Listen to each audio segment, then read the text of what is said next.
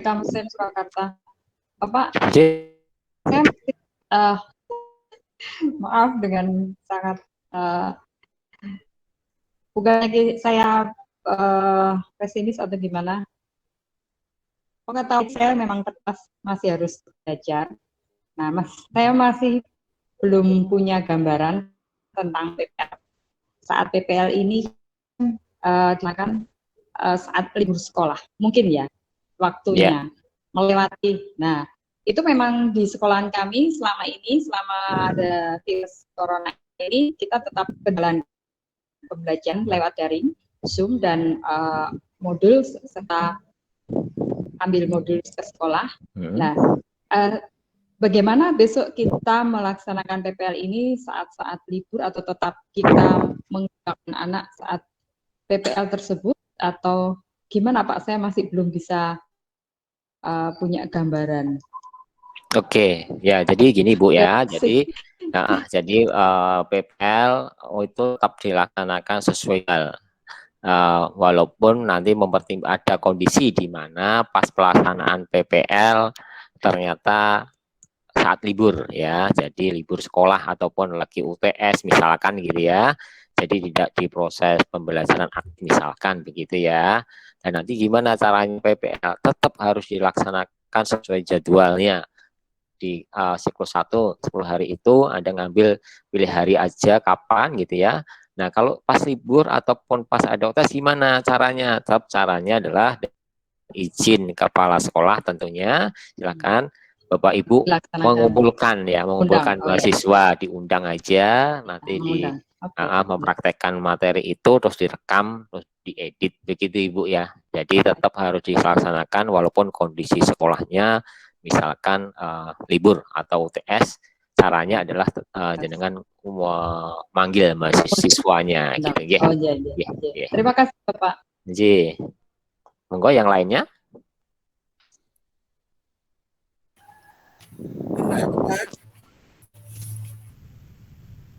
Iwan, Bu Eka. Oke, ini Bapak, saya masih bingung terkait nanti yang buat bahan ajar, terus RPP yang mau buat bahan ajar, PIP teaching sama uji komplek itu masih saling berkaitan. RPP itu aja atau ganti lagi atau gimana nih Pak? Ya ini Bu ya, jadi kalau bahan ajar, satu peta dulu ya terkait dengan bahan ajar. Bahan ajar itu kan Bapak Ibu disuruh membuat materi ajar atau bahan ajar ya. Nah, nanti berdasarkan KB dalam satu modul itu kan ada 4 KB lah. Nah, nanti itu dibagi KB1, modul 1 siapa, modul 2, KB2, modul 1 siapa. Jadi Bapak Ibu mengembangkan materi ajar berdasarkan KB tadi ya. KB yang ada di modul ya, yang pedagogik, yang bidang studi ya, profesional ya. Itu kan ada modul. Nah, modul sedangkan KB-nya setiap KB dalam satu modul kan ada 4 kan. Berarti kan total ada 24 KB ya. Nah, itu nanti dibagi, Ibu, nanti karena jumlah siswanya lebih banyak dari KB-nya, tentu nanti ada yang mengerjakan lebih dari satu KB itu. Nah, nanti biar dibagi, Mbak, tadi ya, sesuai urutan tadi, supaya semua KB dilaksanakan ataupun bahan ajarnya semuanya dikerjakan. Begitu, itu yang pertama terkait dengan bahan ajar, materi ajar. Yang kedua terkait dengan RPP. Nah, di dalam RPP itu kan di dalam pembuatan RPP itu kan dilaksanakan saat pengembangan perangkat pembelajaran. Di situ kan tagihannya Bapak Ibu harus membuat 3 RPP. Nanti akan dipandu ya oleh dosen, dibimbing oleh dosen. Nanti itu dibagi sudah per kelompok nanti Bapak Ibu. Jadi satu dosen membimbing 11 mahasiswa ya. Nah, dari 3 RPP itu nanti berkelanjutan. Nah, nanti diuji komprehensifkan ya. Anda memilih 2 RPP yang sudah Anda buat untuk diuji komprehensif. Dan nanti di PPL Ibu mempraktekkan ya RPP yang sudah Anda buat 3 RPP tadi. Nah, nanti di siklus pertama, 10 hari pertama, jenengan mempraktekkan RPP 1. Siklus kedua, RPP kedua. Nah, siklus ketiga, Anda mempraktekkan RPP ketiga. Begitu, Bu Ika. Paham ya? Berarti dari mulai membuat perangkat pembelajaran, kemudian uji kompre, kemudian PPL, itu masih memakai RPP tersebut, nggih, Bapak? Iya, betul. Nah, itu berkelanjutan, J. Oke. Terima kasih, Bapak. J. Monggo yang lainnya. Kalau masih ada.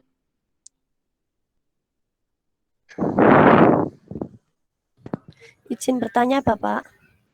J, monggo Bu Mega. Ya, untuk selama ini kan masih pembelajaran daring ya. Kalau saya pembelajarannya home visit di rumah anak 1 minggu paling 2 kali. Berarti pas saat ini nanti pas PPL saya mengajarnya di home visit tidak apa-apa atau harus di sekolah? Begini Ibu ya, jadi sebenarnya nanti dalam PPL itu dikategorikan dalam 3, maksudnya sesuai zona ya. Nanti ada zona hijau, ada zona zona kuning dan zona merah sebenarnya ya terkait dengan PPL. Nah, nanti untuk proses yang mungkin yang sudah zona hijau gitu ya, zona hijau memang kalau memang itu prakteknya adalah kondisi bisa di kelas ya berarti ngambil di kelas kan gitu ya. Nanti kalau yang daring tapi sebenarnya konsep dari RPP yang dikembangkan itu sebenarnya daring semuanya begitu ya. Nah, nanti kalau hal tidak memungkinkan, misalkan tidak memungkinkan, wah tempat saya kondisi di mana siswanya tidak mungkin bisa daring Pak, mereka tidak punya HP, tidak orang tuanya misalkan ya, orang tuanya tidak punya perangkatnya untuk melakukan daring. Nah, maka prosesnya gimana kan gitu, tidak mungkin karena itu ya kendala di situ. Nah, Bapak Ibu bisa dengan cara tadi mengumpulkan, kalau Bapak Ibu tadi Mega tadi katalah home visit, berarti ya nanti silahkan mungkin, tapi lebih cenderung nanti Bapak Ibu jangan cuma satu, misalkan dikelompokkan. Oh, daerah itu misalkan yang di daerah sini ada siswanya ada 5, ada 7, ya jadikan satu di rumahnya siapa, begitu Ibu ya. Jadi jangan hanya satu siswa, begitu loh maksud saya ya. Itu di prosesnya begitu sih. Okay. Oh ya, terima kasih Pak. Yeah. Yeah. Monggo yang lain.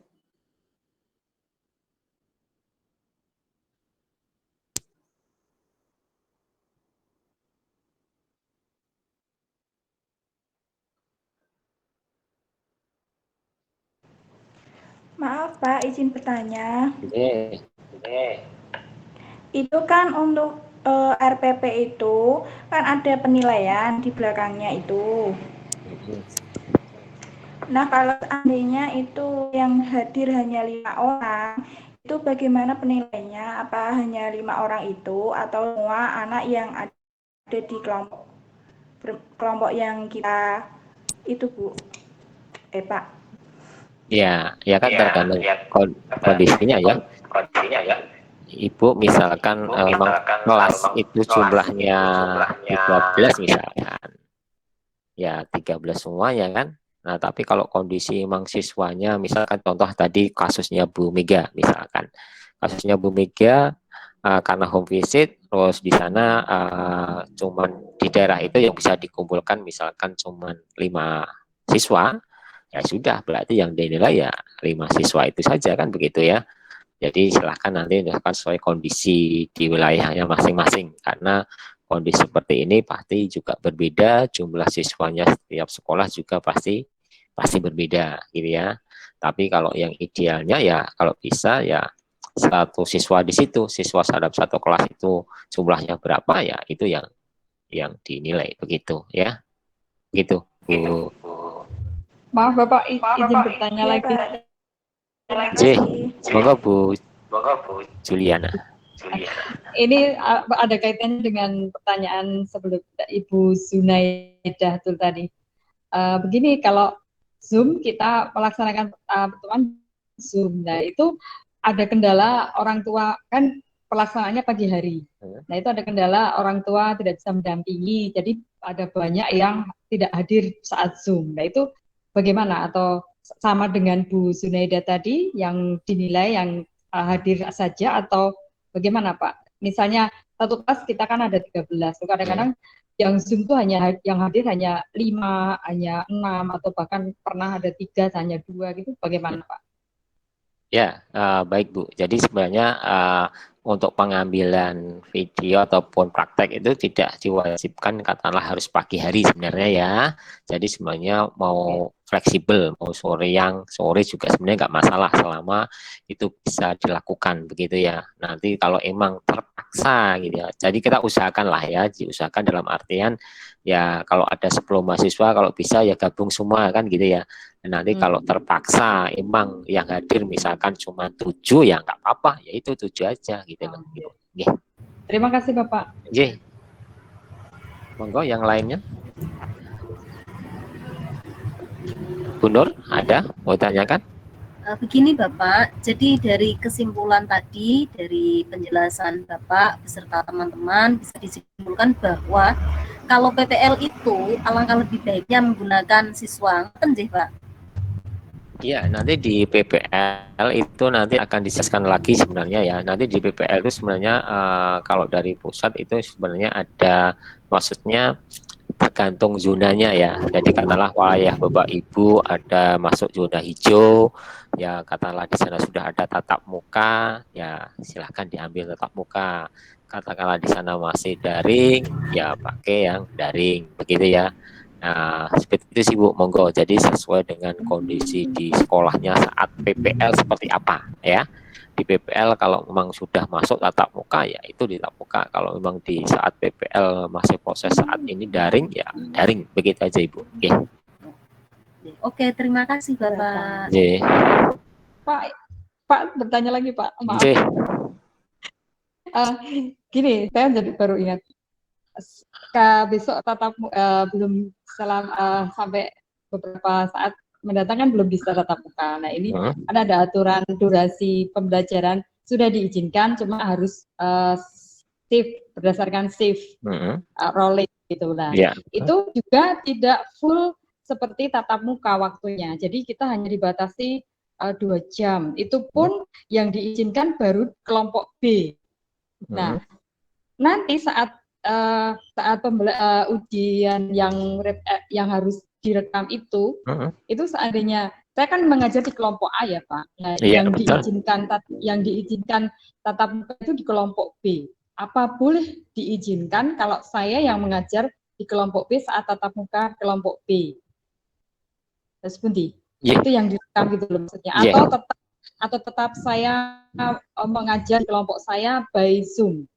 Ya, gini Bu, sesuai kondisi real di sekolah Bapak Ibu aja ya. Dalam artian kondisi Ibu kan harus mempraktekkan tiga-tiganya ya. 3 RPP itu kan harus dipraktekkan semuanya ya. Nah, katakanlah yang misalkan kelas A nanti kan belum tatap muka, istilahnya belum tatap muka misalkan ya, belum diizinkan di sekolah. Nah, itu pakai Zoom boleh. Silahkan. Kalau yang B tatap muka boleh. Ya, sesuai real di kondisinya aja, kondisi di Bapak Satu lagi Ibu Pak, seperti Pak.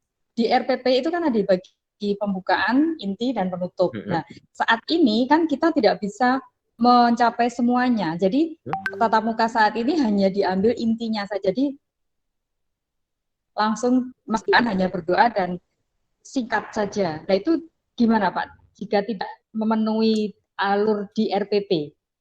Ya, tetap harus ini Bu. Maksudnya intinya, ya kan gini intinya kan. Ya. Kita juga hanya sedikit gitu. Ya. Ya gimana Pak? Intinya prosesnya itu harus dilakukan selama 1 JP. 1 JP itu kan 50 menit.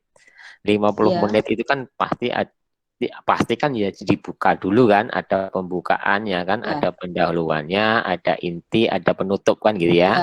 Nah, 1 JP 50 menit. Nah, nanti dari 50 menit itu diedit videonya yang mencakup ada pendahuluan, ada inti, ada penutup. Yang tadi durasinya 50 menit diedit menjadi 5 sampai 7 menit saja. Begitu Ibu ya. tetap intinya itu 3 kegiatan, harus 3 kegiatan. Iya, Seperti yang harus tertulis di RPP.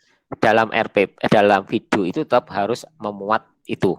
Ada pendahuluan, ada inti, ada penutup. Iya. Terima kasih, Pak.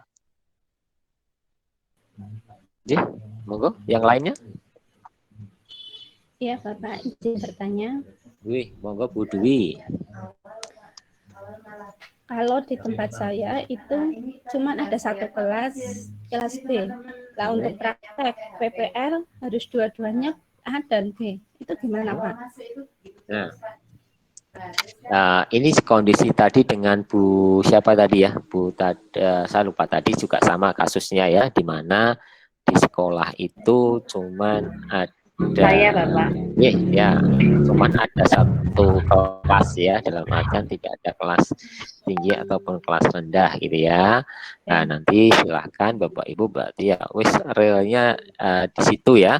Jadi tetap membuat 3 RPP tetap ya. Cuman tidak ada kelas rendah dan tingginya karena memang situasinya memang cuman satu kelas saja kan. Nah, itu aja sih Bu ya. Jadi karena kondisi di sekolah itu harus Anda seperti itu, tapi ini baru saya di awal ya, dalam artian nanti tolong ditanyakan lagi lebih detail lagi kepada dosen yang membimbing Bapak Ibu di pengembangan perangkat ya. Nah, nanti karena dosennya bisa saja berbeda keinginan ya, yang membimbing Bapak Ibu.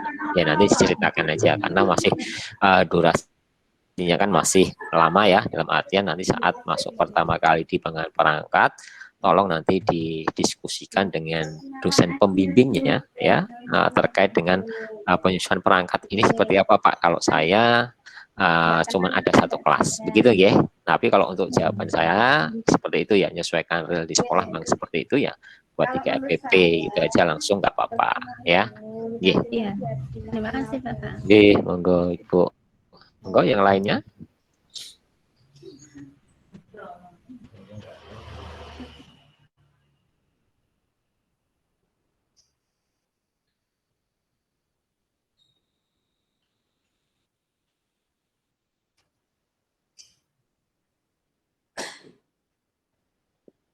Oke, enggak ya? Enggak ada yang ditanyakan ya terkait dengan PPL gitu ya.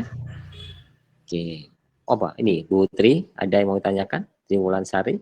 Enggak ada. Oke, kalau enggak ada yang mau ditanyakan, baik Bapak Ibu, itu adalah terkait dengan tahapan ya yang sudah Anda lakukan.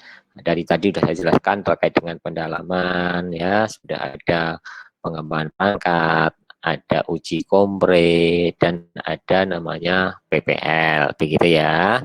Nah, itu adalah tahapan di mana Bapak Ibu yang dilalui melalui LMS ya. LMS itu dari pendalaman, pengembangan, uji kompre, sampai PPL, itu semua aktivitasnya adalah melalui yang namanya LMS.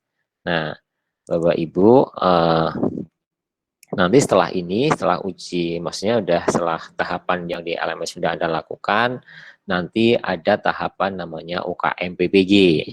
Nah, UKM PBG itu ada 2, yaitu terkait dengan portofolio dan OP gitu ya. Itu yang akan dinilai. Nah, kemarin sudah dijelaskan sama sedikit disinggung oleh Prof. Tama terkait dengan portofolio.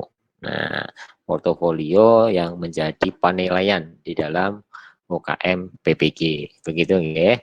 Nah, sedikit mungkin saya share dulu ya terkait dengan UKM PPG.